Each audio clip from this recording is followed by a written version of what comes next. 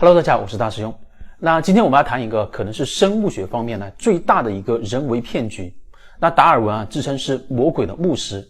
因為在那個教廷比較盛行的年代達爾文的進化論是嚴重的動搖了人對於神的信仰。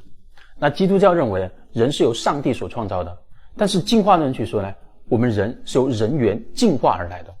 而且所有的生物呢都是由同一個祖宗。通過不斷的大突變，那從最開始的魚類慢慢進化成為兩棲動物，再由兩棲動物慢慢的進化成為猿類，最後再由猿類慢慢的進化成了人。但是達爾文自己也說進化論有一個非常大的軟肋，那就是沒有發現中間物種的證據。因為如果我們是進化而來，那麼我們應該能夠發現猿類慢慢變成人類的中間物種的化石，可是當時就缺乏這樣的證据。就在這個時候，一個德國的科學家恩施特·海克爾他就站了出來，發表了一份非常著名的海克爾胚胎圖。他把胚胎分為3個發育階段，然後將魚、蠑螈、烏龜等這些動物還有人的胚胎進行比較。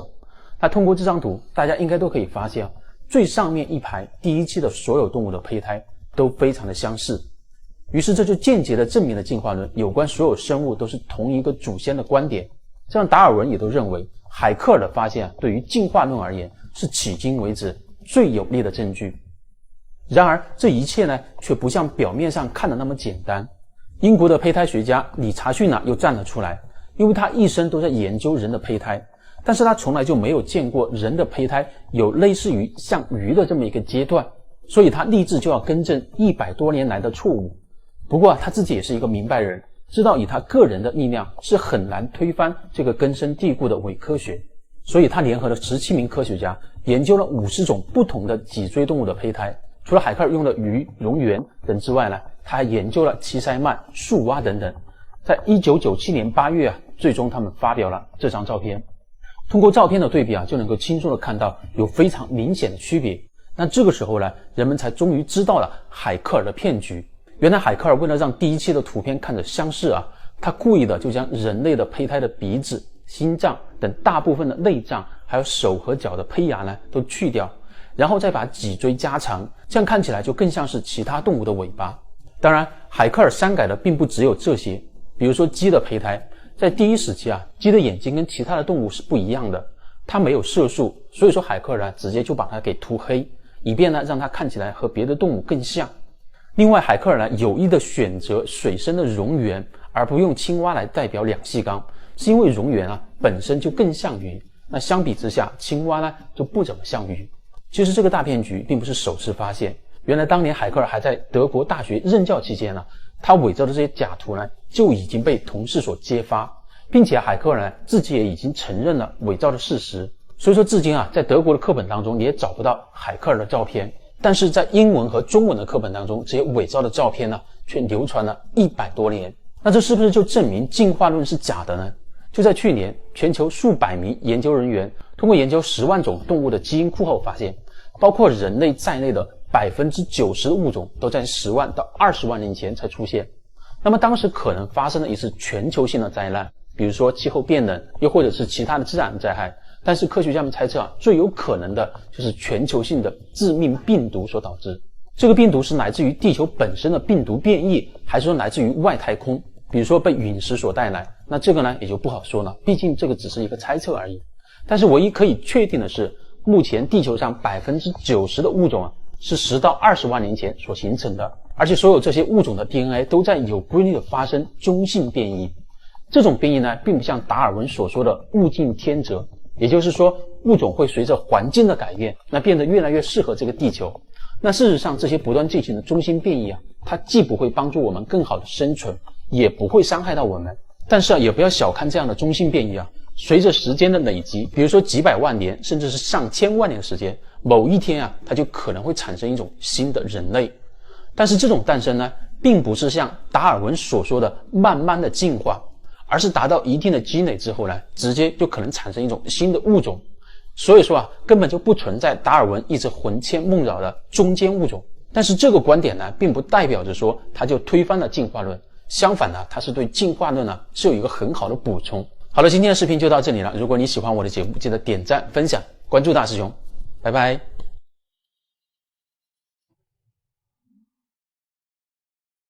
嗨，你們好嗎？我是大師兄。那從今天開始我們將持續更新一本神著，著名的文學家薩加利亞·西琴先生的《地球編年史》。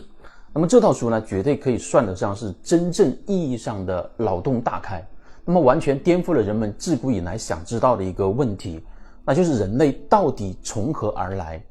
那麼之前人類的起源呢，只有兩種說法。第一就是神創論，就是我們是被神所創造的。那當然的話，他很快就被達爾文的進化論狠狠地反駁了。不過西琴老先生呢，也讓非常多的人接受了他的这個外星文明創造論，也就是說我們是被外星人所創造的，甚至形成了一門新的學科，叫做西琴學。其實這本書幾句話就可以完全總結完。大約30萬年前，來自於尼比魯星球的阿努纳奇人，因為戰爭，他們自己把自己星球的大气层給炸了一個洞，於是呢，他們來到地球挖金礦。因為黄金磨成粉末以後呢，可以修復他們的大气層。不過挖黃金是一個苦力活，於是呢，他們克隆出了人類來幫助他們勞動，所以創造了我们的人類。不過這群人呢，並不像神話當中觀音菩薩那樣的慈悲為懷，反而他們可以說是特別的無恥。利用完人類之後呢，他們就想過河拆橋發動了世界上所有神話都提到過的大洪水，希望借此來毀滅人類。那好在呢，有部分的神對人類呢還有憐憫，於是呢拯救了人類。這個故事可能聽上去覺得非常的玄幻，但是西琴先生呢卻結合考古、神話、歷史，給出了一系列詳細的證據，使這個猜想變得非常的真實飽滿。那他到底發現了什麼證據？為什麼會有這麼新穎的想法？我們一起來看一看。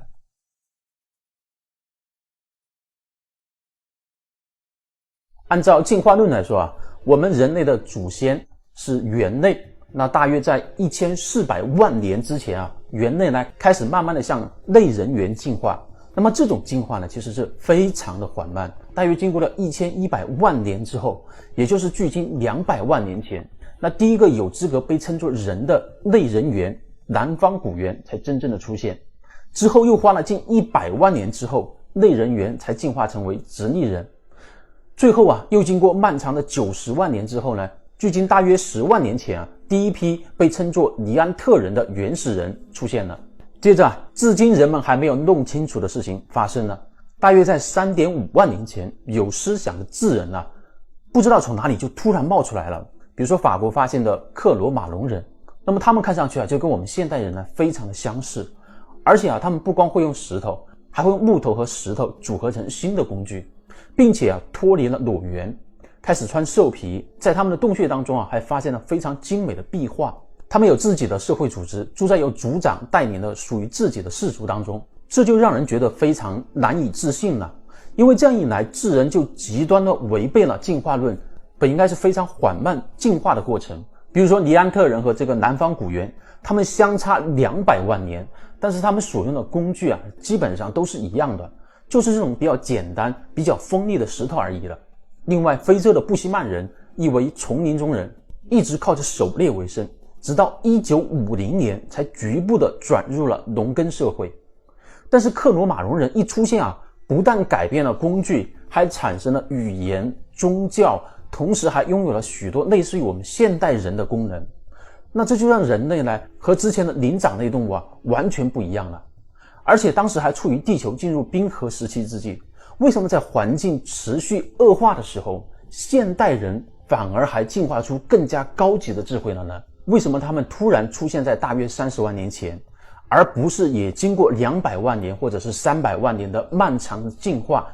這不禁讓人想到，或者他們背後就存在着一股我們沒有發現的神秘力量，一直在幫助人類發展。雖然我們的學者還無法解釋智人的出現和克羅馬龍人的文明，但毫無疑問的是，現在我們可以肯定，這一文明的主要發祥地是在近東，因為在這個區域裡到處都充斥着史前的現代人留下來的山洞。那麼通過對這些洞穴的發掘研究人員發現了這裡10萬年前到13000年前的人類生活。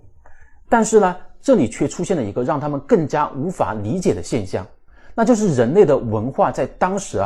不但沒有進步，反而還在退步。在大約公元2.7萬年到1.1萬年左右，在這個16000年當中人類的人口逐漸的減少，到最後甚至幾乎沒有人居住的痕跡了。但是就在這個時候呢，奇蹟又突然的發生。公元前11000年，智人不但回來了，而且呢還帶着新的令人無法想象的更加高級的文明回来了。就像是有一個看不見的教練在幫助人類度過困難時期，而且呢還教會了人們新的一個知識。因為從公元11000年之後的3600年內，似乎一夜之間就有了無數的開始，人類從此不再只是打獵或者採野果為生，而是開始自己創造，成為了農民，種植農作物，還有馴服動物等等。接着又一個新時期的到來，學者稱之為新石器時代。那麼最大的突破則是發生在大概公元7500年，陶器突然就出現了。在公元前7000年在晋東發现了許多粘土和陶器的器皿、飾物，還有小型的雕塑等等。在公元前5000年，晋東制作的粘土和陶器作品達到了頂峰。這些陶器它们具有很高的質量和極為出彩的設計。但是讓人沒有想到的是，人類文明又一次開始突然倒退。在公元前4500年的時候，考古證據表明，陶器變得越來越簡單，石質器皿、石器時代的遺物再次成為了主流。當然，人類文明最後也沒有因為倒退而滅絕，又一次被一雙無形之手所推了起來，人類再一次變得更加有智慧。當然，這隻手就是來自於尼比魯的外星文明。好了，這就是《地球編年史》第1本第12個天體的第1章。主要闡述的就是為什麼西秦先生認為人類可能是被外星人所創造的。那麼原文接近6000多字那總結成幾分鐘呢也非常不容易希望大家能夠點讚支持。那這裡必須要提前說一下，因為這本書腦洞非常之大，所以爭議呢也非常之大。比如說書中寫到，西秦先生發現聖經當中的故事很多都是在歷史當中真正發生過的，所以有人就認為作為共濟會成員的西秦先生他其實就是為了幫基督教證明才寫的這本書，甚至還出現了反西秦聯盟。雖然書中確實有很多真實的科學依據，但是呢，也請大家不要把《地球編年史》當作一本嚴謹的科普文章來看待，畢竟它終歸只是一篇文學作品。那麼明天我們將繼續更新第2章突如其來的文明，那喜歡的朋友記得一定要關注大師兄。好了，我們明天再見，拜拜。